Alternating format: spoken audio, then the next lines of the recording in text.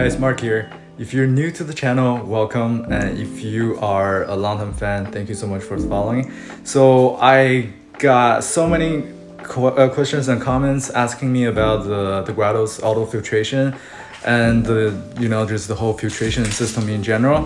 And it's a long overdue video, I know that. So let's do that today. I'll show you guys, the entire thing, how it works, how I can stay basically water change free. I haven't really done a water change on this tank for more than 2 years, almost 3 years now. I hate water change. Do you? If you do, this video is for you, so follow along. I'll explain how you could be free from doing another water change. All right, so we'll explain the filtration system of the tank first. So the filtration system, if you can see like this right here, that's an overflow. So I'll go get onto the top of the tank right here, and voila. So there's the overflow. Basically water goes in there, obviously, and then you guys know how water overflow works, so I don't have to really explain it. But then this is the return. So the return basically is divided to 2 outlets, one on each side. And if you can see, the water level is just right, so the tank can be pretty much silent.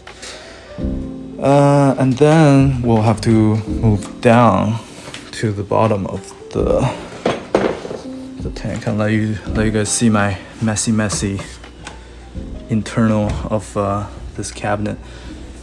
So when I was building the tank, basically my wife gave me a challenge of putting a wine cooler here. So then this way I have no space for a sump, and I really wanted to do a sump. So if you can see here, right here, we got a Owaza 850 thermal. So that canister is basically a backup and like a fail-safe, right? And believe me, that is important because my sump have been out of commission for like 1 or twice, and what kept the aquarium going is really this canister. However, we're not gonna talk too much about this today because I'll show you the plumbing. Basically, I used hard plumbing for the canister as well as the sump. So if you can see right here, this one, that is the drain.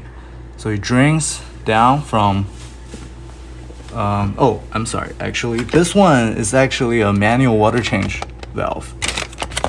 So this line basically is teed, you see, it's teed into the outlet for the canister, and I can essentially drain the entire tank from this manual valve. When I opened it up, it'll basically get all the water out, and then that's a separate line to the outside.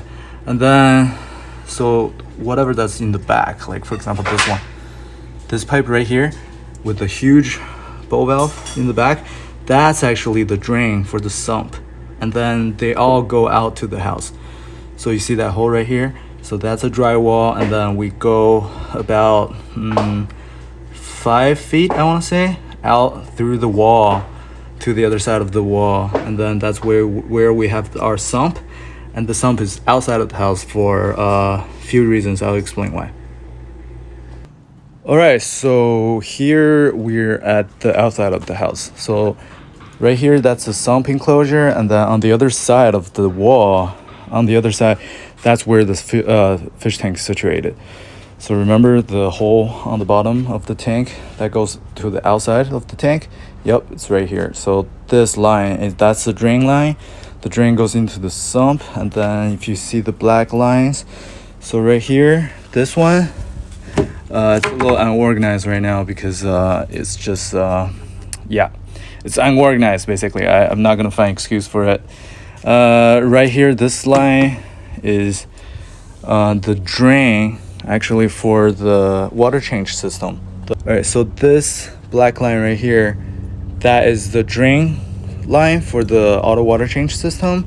And then there's another black line you see right here, So on the bottom right here. So this one is actually the feed line for that connects to a 3/8 tube right here and goes in. So that one is for the RO system. And then right here, this pipe, that's actually for the manual water change. So I had this set up, but then I've haven't done a manual water change for years, so I haven't really used that. And then that's why it's not on. So this little thing right here, that's the drain, emergency drain in case the sump overflows. Let me show you guys the internal of the sump. Cool. So the inside look like this. I think some of you guys may have seen this in Joey's video when I showed it to him, but I'll do like a more detailed breakdown in my video. And so the outside the case, right, the enclosure is just made by these plastic sheets, and then I did have to use the foam insulation for it because right here where I'm at, it gets pretty cold in the wintertime. Not super cold, but cold enough that I have to insulate. And let's see, we'll go with from the plumbing system first. So this is the drain, right? So the main drain that drains from the overflow and it drains into the tank. No, actually, sorry, this is a return.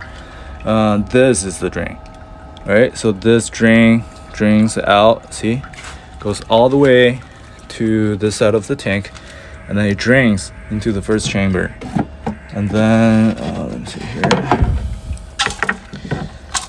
So this first chamber has a pre-filter right here. It's like a mesh. I don't know if you guys can really see it well. This thing, right? And then underneath is a filter bag, 2 filter bags. So this is the first chamber, and then it goes, as you can see, I haven't really done maintenance on this tank for a while, so I'm gonna do one today, and I'll show you guys how I do it. And then immediately, basically, this is the first media chamber and then second media chamber. This one I basically have like just physical filtration, just mats, and then this one it's all biological. And then this chamber is the return chamber, so we got the return pump. I got the heaters in here. Those are the bulk reef supply titanium heaters. I think I have like 600 watts on here. And then that is the water change pump. So what I do is basically I have one of these, which is auto. No, it's a Wi-Fi. It's a smart outlet, Wi-Fi outlet. So I can program these, right? And then throughout the day, I program this little pump to turn on for like 5 minutes each time. So I break it down to 4 times throughout the day. Essentially what that's doing is basically I'm doing small water changes but throughout the day, but through every day I have 4 water changes 4 times. So I basically I just timed the little pump to see how much water it will pump out within that 5 minutes. So in 5 minutes it will pump out just about maybe like 20 gallons, 15 to 20 gallons or so. So then that basically drains, when the pump turns on, it drains the return chamber level down, right? And then within 5 minutes, it will basically drain the water down to, right above the main pump. So the pump doesn't run dry. And then it still has enough water. And then that's the water out. Once that pump is shut down when 5 minutes reaches, right? And the pump's done. And then I'll have the RO system, which is right here, that feeds the water back into the system. So this line is actually the RO line that it will put water back into the system. And then I have this little solenoid right here that controls it, that controls the water level. So basically when the water fills back to that level, it'll stop. The RO system will stop. So this is a real-time, I guess, refill from the RO system, and this RO system produces 600 gallons per day. So it's fast enough for a refill on these little small water change. And then these small changes, basically I do it 4 times throughout the day. And that's pretty much it. It's nothing super complicated because you don't want to overcomplicate your system. And the simpler a system is, actually, the harder it is for fails. So I have experienced some, equipment failures in this setup, which I actually worked it out, replaced some parts and whatnot. But then essentially it's easy enough for like an immediate or almost a very quick fix, right? Because it's simple enough. All the parts are not like complicated parts that you can really get in like 1 or 2 days time. So that's how I filtered the Grotto, basically water change free, right? And it's very easy to do, actually.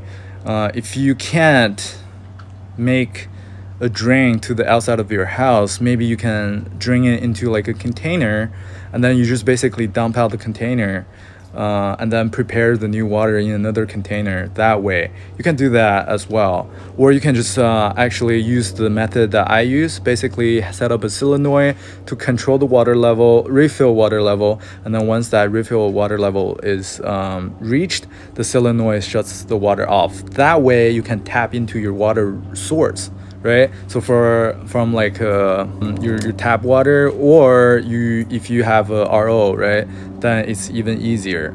You can do it that way. So I'll make another video explaining on like how to do auto water change system, maybe on a canister filter system without the overflow, and then use a couple of different ways to make auto water change systems for you guys in the future.